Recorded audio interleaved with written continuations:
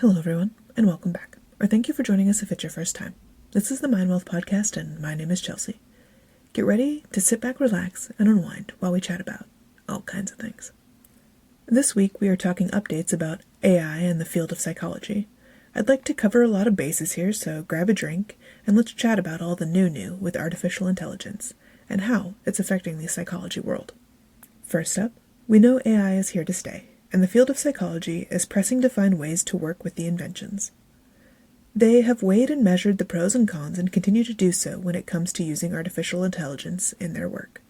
Luckily, this is something many of us in the science field are already accustomed to, so it makes the incorporation easier than it could have been, and the flaw finding is systematic.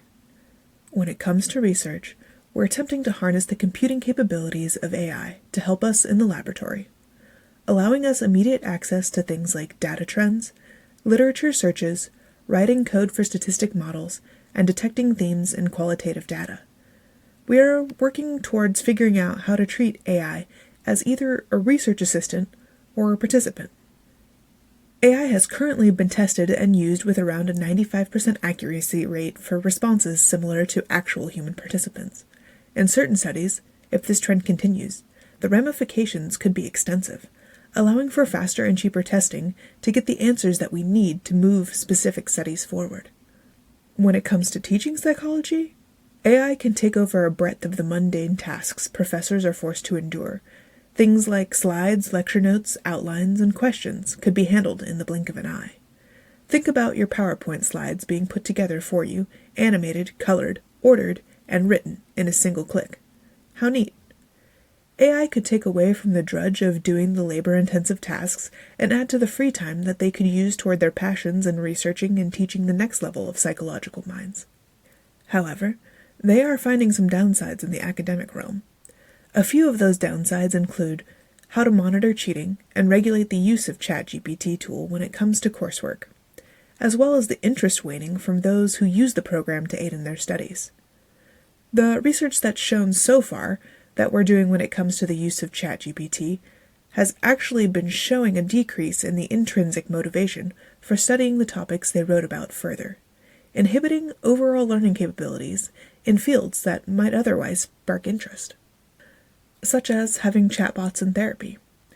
While at first thought this seems like a terrible idea, therapists and psychologists alike are delving into the different ideas of how they could be used, allowing them to find holes in training, understanding their responses at different points in therapy or counseling sessions, or even allowing for a quick and easy way to take notes, or maybe even do the clerical work associated with their jobs. But when it comes to interacting with patients, what could AI potentially do for us? Could it be a tool used to increase the reach of the psychology practice? It's too early to tell how helpful these chatbots can be, but it would be silly to write them off without giving them a really good look into. As the crisis of mental health increases in our country, could AI actually help aid in the solution? If we combine forces, what goodness could be accomplished? While therapy is something that everyone should have access to, maybe not everyone feels that they need it, or maybe they don't need all of the same type of access to it. Such as in cases that are less intensive or don't require a long-term connection, having AI fill some of those gaps might be exactly what this world is looking for. Allowing for more people to take advantage of therapy, possibly lowering costs, while utilizing those trained in the profession to handle more complex or long-term cases. The downside right now? The biggest concern is that people creating the AI chatbots are not working in the psychology field, and that fact alone increases the issues tenfold. It's hard to know all the ethical boundaries or what harm they could potentially inflict on patients if you're not working side by side with those people elbow deep in the work already, who have vetted many of these issues previously. If we could bridge the gap in the programming of the bots and their uses to help our psychology-minded friends become intimate with the inner workings of AI, allowing for a fuller idea of the downfalls or the biases that might be programmed into these helpers. Right now, there is a gap between the field of psychology and the computer science minds who are creating the bots, but over time, that gap will close. As the teams work in combination with each other, or new degree paths or learning experiences happen between the two fields, the opportunities could be endless. A final negative note as we transition into a world where AI is being relied on more and more. What safeguards do we have when it comes to artificial intelligence? Currently, in psychological practices, or any practice really, we have the ability to place wrongdoing upon a provider, and we have the ability to sue that provider. While it may not fix the problem, it could be preventative in those issues happening to others, and it points out flaws within the human system.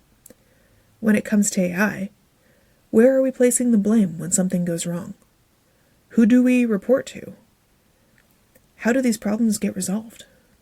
We obviously still have a lot of questions to answer, but all things considered, artificial intelligence is already a great addition to the mental health field, and once the appropriate tweaks have been made, the inner workings have been configured to proper specifications, it could go so much further. It will increase the speed at which help is available to you and allow more care time to those who are providing their services by taking care of a lot of the administrative paperwork. And it could even lower the cost of therapy significantly, as well as increase the hours of availability. The future of AI in psychology does look to be a bright one, assuming that the shifts and safeguards can properly be installed in the programming. Creating more opportunity will allow for ease of use and usability for all, which is something we desperately need as the world's mental health troubles are on the rise.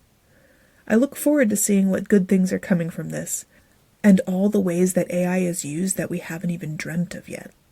So keep going. The best in artificial intelligence is yet to come, and I'll keep you updated.